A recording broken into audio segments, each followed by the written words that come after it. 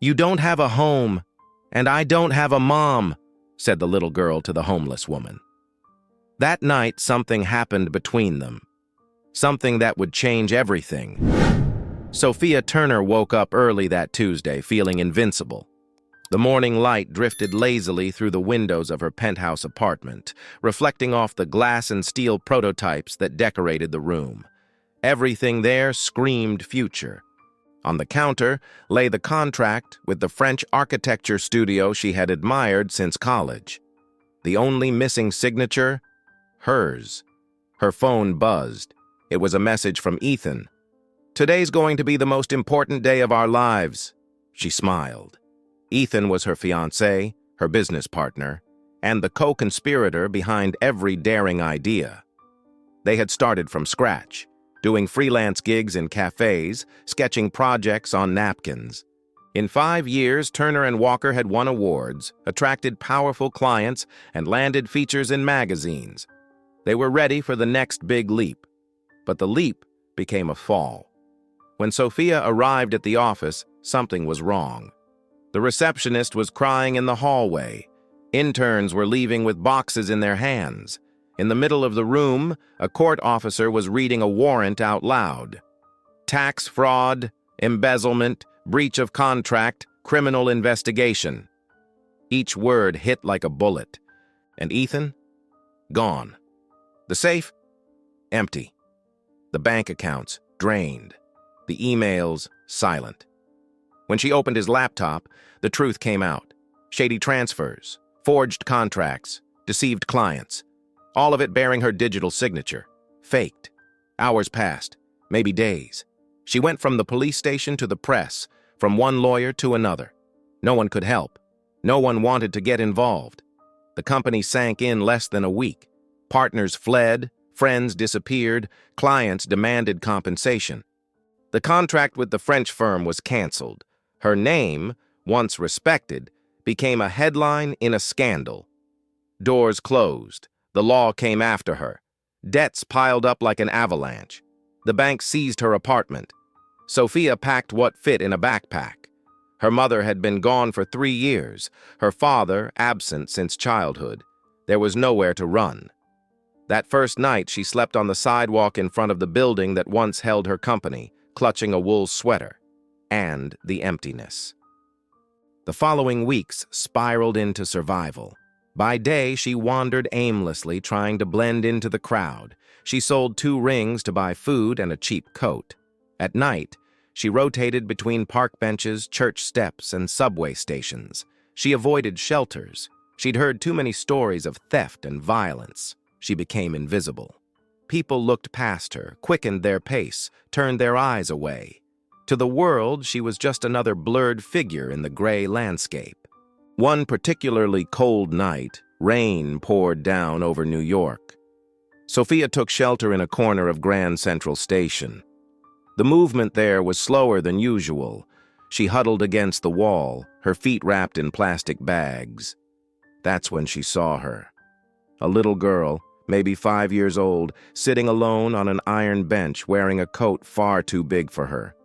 Her huge dark eyes stared at the floor. She wasn't crying, wasn't begging, just there, silent. Sophia hesitated. She stood slowly and walked closer. "Are you by yourself?" she asked. The girl lifted her eyes. For a moment, Sophia saw the same emptiness she carried inside herself. "Are you hungry?" Sophia pulled a piece of stale bread from her backpack and offered it. The girl took it with both hands, bit slowly, chewed in silence. "My name's Sophia. What's yours?" "Grace." "Where are your parents, Grace?" The girl looked up toward the ceiling of the station, as if the words were hidden somewhere above. "My mom, she became a star." Sophia swallowed hard. "And your dad?" "He lives in the same house as me. But I think he forgot." "Forgot what?" "That I exist." A heavy silence settled between them. Then Grace turned her face toward Sophia, her expression startlingly serious. "You don't have a home." Sophia nodded. "I don't have a mom. We're the same." The words hit Sophia like a wave. There was no pity, no drama, just a plain, raw truth. Two broken souls recognizing each other. They stayed together for a while.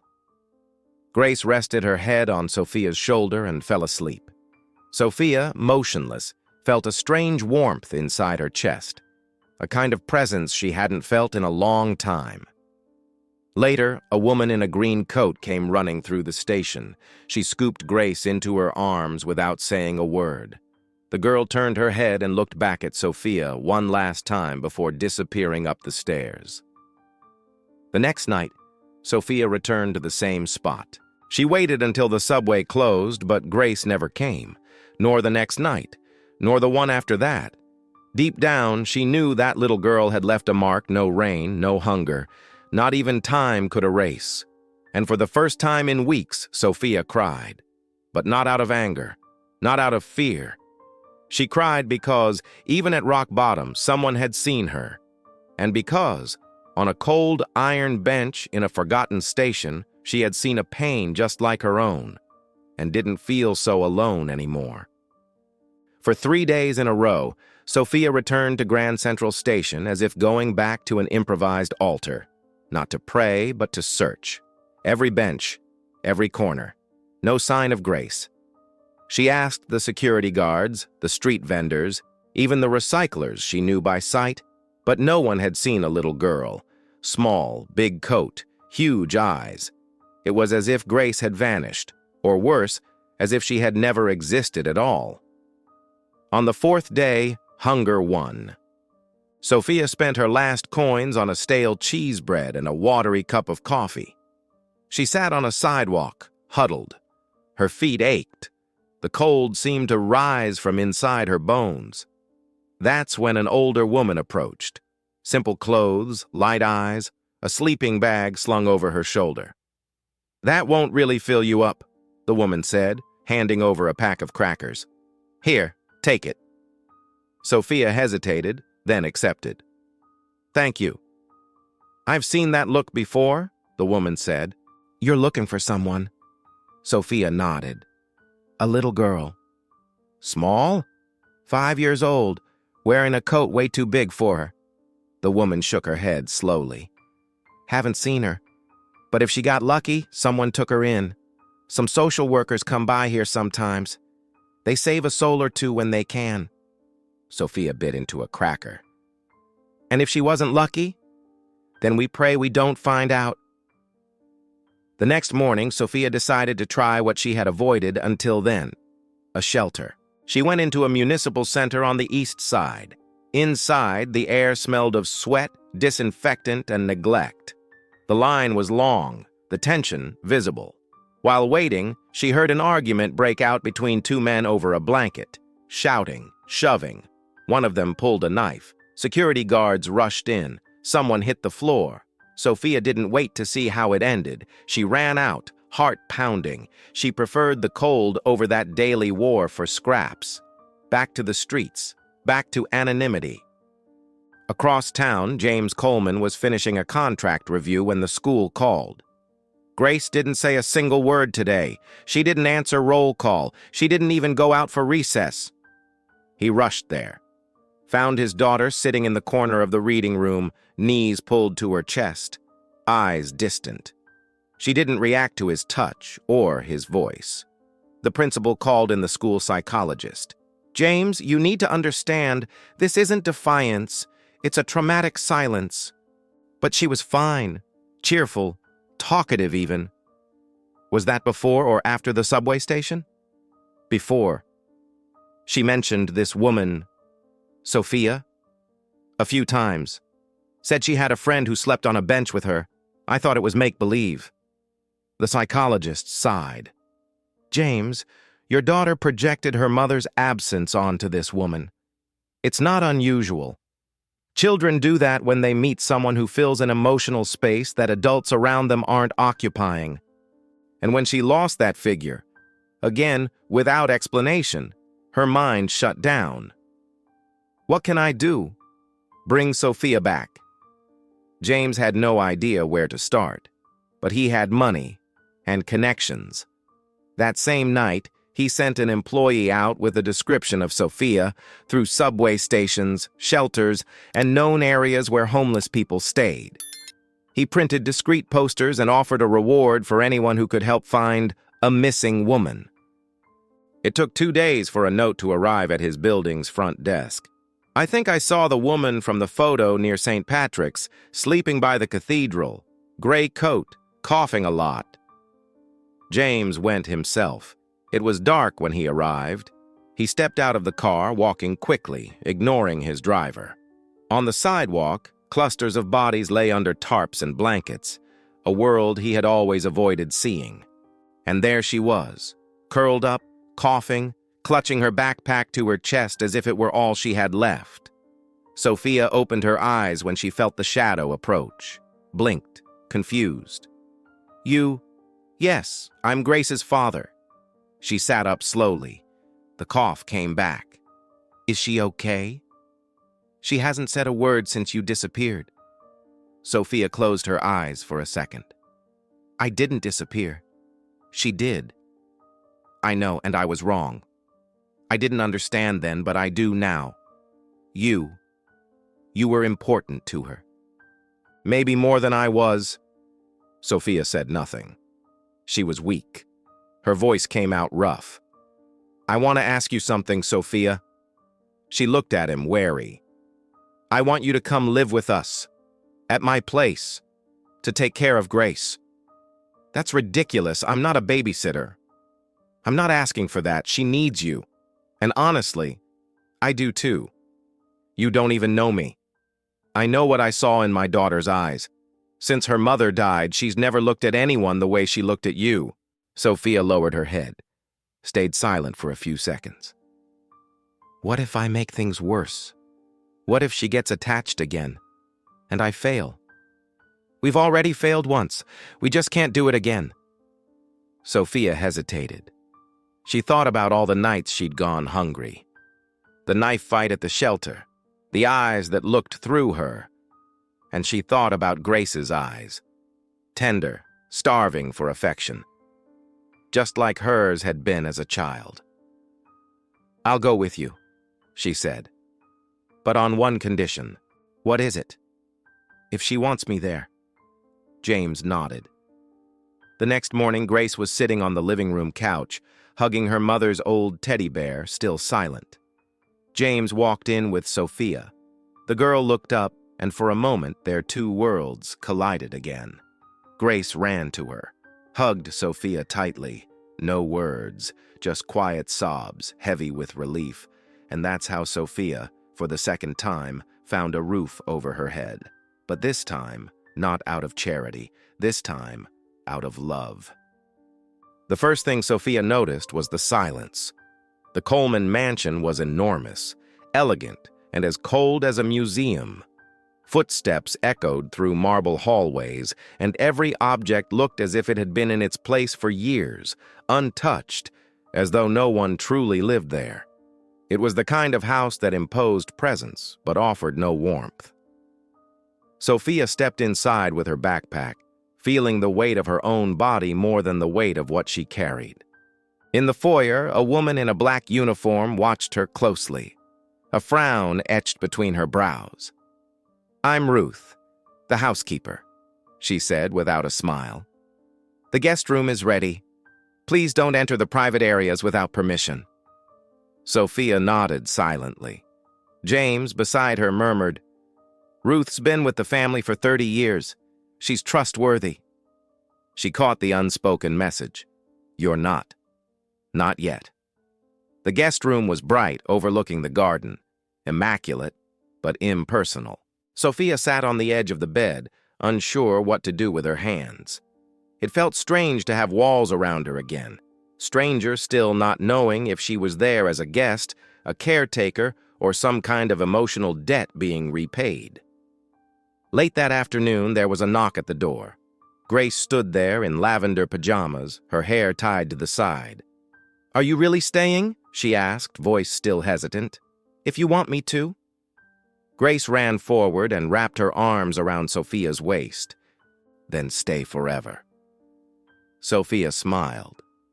In that simple sentence, there was more truth than in every contract she had ever signed. In the days that followed, the two built a world of their own.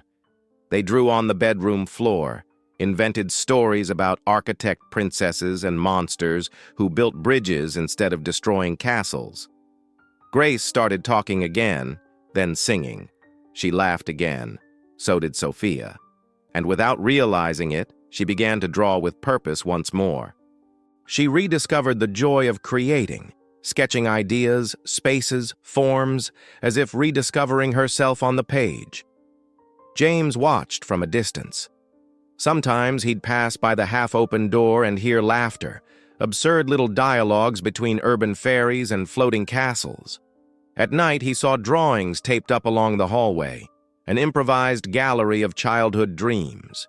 He said nothing, but something inside him had begun to stir.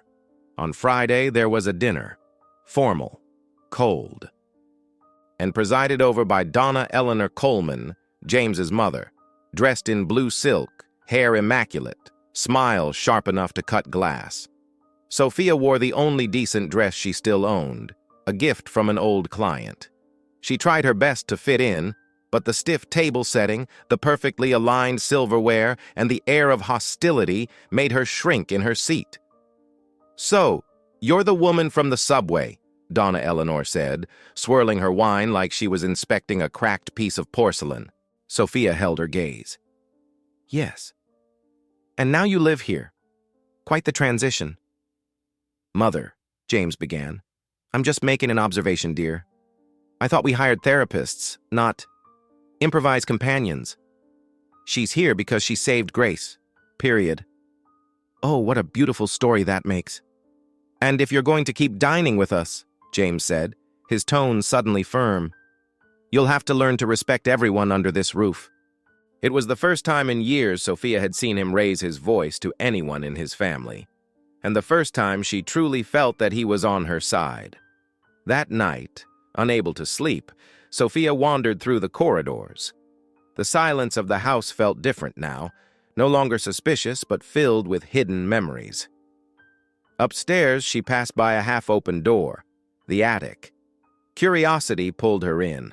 Inside were boxes and furniture covered with white sheets. Dust hung in the air, and in a corner, a wooden drawing board.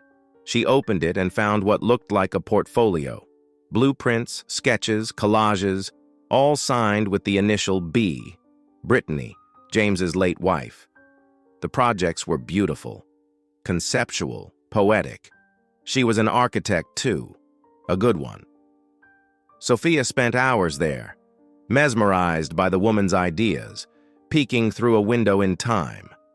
One unfinished project caught her eye, a suspended garden for grieving children, a place to play and remember at once. The next day, she gathered her courage and showed it to James. "I found this in the attic. They're Brittany's projects, aren't they?" James took the papers, fell silent. Then his expression changed. His eyes hardened. "That wasn't meant to be in your hands. I just thought—" "You thought wrong." He snatched the papers back, closed the folder tightly, and walked out. Sophia stood frozen. She felt as though she'd crossed an invisible line. Until that moment, she had been building something there. But now she realized the house still held ghosts, and she had just stumbled into one. That night, Grace asked to sleep in Sophia's room. "Is my dad mad?" "A little, but not at you. He always gets mad when people talk about my mom." Sophia hugged the girl and whispered, "Sometimes we get mad just to hide that it still hurts." The house was silent again, but now she knew. It wasn't the kind of silence born from distrust. It was the kind that hides secrets and ghosts, and maybe, just maybe, a beginning. James's steps had grown shorter, his words fewer, his gaze always averted. In the days following the discovery of Brittany's projects, the Coleman house filled again with silence, but not the same kind as before. These were hard silences, heavy with things left unsaid, and Sophia, now attuned to every shift in the air, could feel it. He avoided her, skipped breakfast, left earlier, walked right past the studio where she and Grace spent hours drawing together. Not even his daughter's laughter could bring him back the way it once had. One afternoon, James broke his own wall and returned to Grace's therapist's office. "You said I needed to reopen space in my life." "And you did," the psychologist replied. "Now I feel invaded." "By whom?" "By her, by Sophia." "Did she invade you, or did you lower your guard?" James stared at the floor. "I feel disloyal to Brittany, like letting another woman into my life, into this house, is a betrayal." "It's not betrayal," the therapist said softly. "It's life." "What if I'm confusing gratitude with love? And what if you're confusing fear with loyalty?" He didn't answer. Meanwhile, Sophia moved carefully, as if walking on eggshells. She felt James's distance like an invisible wall between them. She tried to talk. He turned away. She tried to get closer. He stepped back. Grace, on the other hand, only grew more attached. She called Sophia for everything, brushing her hair, helping with homework, painting her face with tempera paint. In every gesture, the bond deepened. But a shadow was approaching. The charity event had been Donna Eleanor's idea. "Social projects open doors with the press," she had said. James, detached, had simply agreed. The mansion filled with well-dressed people, discreet photographers, empty speeches about empathy. Sophia, at Grace's request, helped in the children's area. Drawings, workshops, educational games. That's when she saw him. Ethan, in a dark suit, polished smile, moving among the guests as if nothing had ever happened. Sophia froze. The color drained from her face. For a second, she thought she was hallucinating. But he walked toward her, not as a traitor, but as if he still belonged in her story. "Well, what a surprise," he said smoothly. "Sophia Turner." She stepped back. "What do you want?" "To congratulate you. You always had talent. Too bad it only got recognized after you turned into, well, a charity case." She swallowed her anger. "Get out of here." Funny how roles reverse, huh? One day you were my fiancé. Now you're taking care of a rich widower's kid. Almost poetic. Before she could answer, another voice cut in. "Ethan!" James approached, jaw clenched tight. Ethan turned, feigning surprise. "Dr. Coleman, an honor. Beautiful home you've got. Must be hard keeping a place like this, with so many people coming and going." "You have exactly 5 seconds to leave my house," James said. Ethan raised his hands. "No need to get worked up. I just came to support the cause. After all, everyone deserves a second chance, right? Especially those who know how to use them." He turned back to Sophia, smiling with poison. "See you around, Sophia. Try not to become a charity case again once the shine fades." Then he left, as if he hadn't just dropped a bomb in the middle of her new life. James said nothing that night, but Ethan's words lingered like invisible splinters beneath the skin. Charity case. Taking care of a rich widower's child. And for the first time, James looked at Sophia differently, not with admiration, but with doubt. In the days that followed, everything changed. Ruth went back to watching Sophia's every move, just like in the beginning. Her meals began to be served separately. James grew distant, cold. When Sophia tried to talk, he said flatly, "Maybe bringing you here was a mistake." "Why are you saying that?" "I don't know what's real anymore." "What are you accusing me of, James?" "I'm saying that maybe I mistook your presence for a need, not for trust."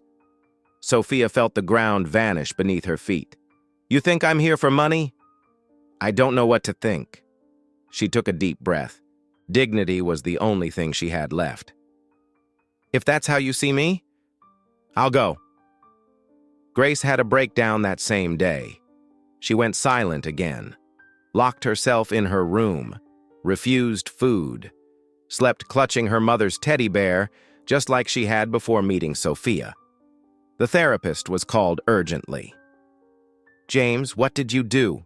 he explained. The therapist stared at him, furious. "You still don't get it, do you? You just repeated your daughter's trauma. Abandonment. Loss without warning. First her mother. Now the only person she trusted besides you. I was just trying to protect yourself, not her. You pushed her away again, and if you don't fix this, she'll carry that hole with her for the rest of her life." Sophia walked alone through the city, backpack slung over her shoulder once more. She would sleep again in some dark corner, but this time the pain was different. It wasn't just losing a home, it was losing a place in the world, one she had started to call home. And once again, it felt like being forgotten. But this time, not by a business partner, not by a scam, by someone she had, against all reason, begun to trust. The mansion felt bigger now, the silence heavier. James walked the halls like a man searching for something he'd lost but couldn't remember where. Sophia's absence didn't just fill the guest room. It lived in the empty mornings without laughter, in the silence of the studio where Grace and she used to draw, in the vacant chair beside his daughter at dinner. Grace barely ate, slept poorly, woke up crying, and she had stopped speaking again. Not to him, not to her therapist, not even to Ruth. James locked himself in his office, shuffling papers, missing meetings, ignoring calls. For the first time, he let guilt take over completely. Late one night, he opened the door to the studio without knowing why. Maybe just to smell the paper, the paint, the glue Grace used for her drawings. There he found them, the drawings, stacked neatly in a box, floating castles, houses with wings, a garden where every flower had a name. In each one, the same detail. 2 figures, one adult, one small, always together, always holding hands. Beneath one of the drawings, in the shaky handwriting of a child, it said, "My home isn't a place. It's her." That was the moment James cried. No restraint, no swallowing it down, just tears, the kind he hadn't shed since Brittany's funeral. The next morning, he left aimlessly, drove alone, went downtown, through streets he usually avoided, past squares the city preferred not to see. He parked near Grand Central Station. He descended the stairs like someone returning to the scene of a crime, or maybe to the place of healing.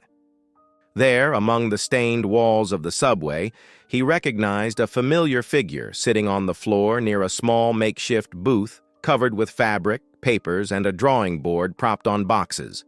It was Sophia, but not the same Sophia. Her clothes were clean, hair tied back, posture steady.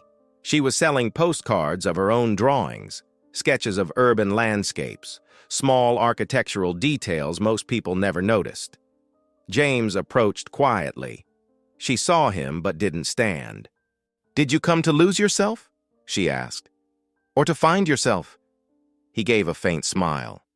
"Maybe both." Sophia kept drawing, her pencil never pausing. "Looking for charity? Or forgiveness?" "Neither," he said. "I'm looking for you." She lifted her eyes. They were different now, less wounded, more whole. "I thought I made it clear I didn't want to be saved." "I know. And I know I was a coward. I let fear win. Fear, doubt, my mother, my guilt over Brittany. But the truth is, I failed. You. Grace. Myself." Sophia studied him in silence for several seconds. "You pulled me out of the pit," she said quietly, "and then you pushed me back in." James nodded. "I came here because I need to tell you 2 things. She crossed her arms, waited. "First, I love you. I don't know when it started, but I know it's here now, and it's not gratitude or loneliness. It's love, real love, with all the fear included." Sophia said nothing. And second, he pulled an envelope from his bag. I took your portfolio, the drawings you left in the studio. I sent them to some of my contacts, firms, galleries, foundations. You've been accepted into a group exhibition on architecture and memory. Your name's on the official program. She took the envelope carefully. Read. And the silence that followed wasn't shock. It was recognition. You did this? For me? I did it because I believe in you, in your talent. And because if you're going to come back into our lives, it has to be as yourself, not as a guest, not as a shadow. As Sophia Turner, architect, woman, independent. She smiled faintly, though her eyes still carried caution. And what do you expect me to do? Just come back and pretend nothing happened? No. I want you to come back on your terms. Your way. I want that house to be yours too. But more than that, I want you to come back for you. Not for me, not for Grace, for yourself. Sophia looked around. The station was still bustling, people coming and going as always. But in that instant, it all seemed to stop, at least inside her. If I come back, she said slowly, it'll be in my own time, with my own work, my own space. No labels, no charity, no emotional debt. Yes. And without your mother, especially without my mother. She let out a soft sigh. I can't promise forever, but I can try. For now. James stepped closer, offered his hand. Then let's start with now. She took it, firm, unafraid. That night, Sophia didn't sleep on a subway bench. She slept in a small rented room, paid for with the money from her postcards. She woke early, answered the gallery's emails, opened a new sketchbook, began outlining a project, a temporary shelter for homeless women, with a garden and a studio. It was only the beginning, but it was hers. Sophia's return wasn't triumphant. It didn't need to be. She arrived with no luggage, just a backpack, and was greeted at the gate by Grace, smiling like a light switched back on after days of darkness. You came back. I did. And this time it was different. No guest room. James offered her a small space in the back of the house, once a tool shed. With Grace's help, they turned it into a studio. Polished concrete floors, a rough wooden table, shelves made from recycled materials, plants hanging in the windows. It was simple, and it was enough. Sophia began working there. At first, she took on projects James brought from partner firms. Later came invitations to give talks, to collaborate with design studios, to join a panel on architecture and social purpose. Slowly, the name Sophia Turner began to circulate again, but now without Ethan's surname, without the shadow of scandal, by merit, by truth. Her relationship with James rebuilt itself the same way, slowly, with patience, no promises, with respect, with space. They talked more, argued less, laughed often, shared household tasks, and on quiet nights shared a silence, the kind that only exists between two people who understand each other without needing to say everything. James didn't try to fix her, and she didn't try to save him. They had learned to trust time and to trust each other. Grace bloomed.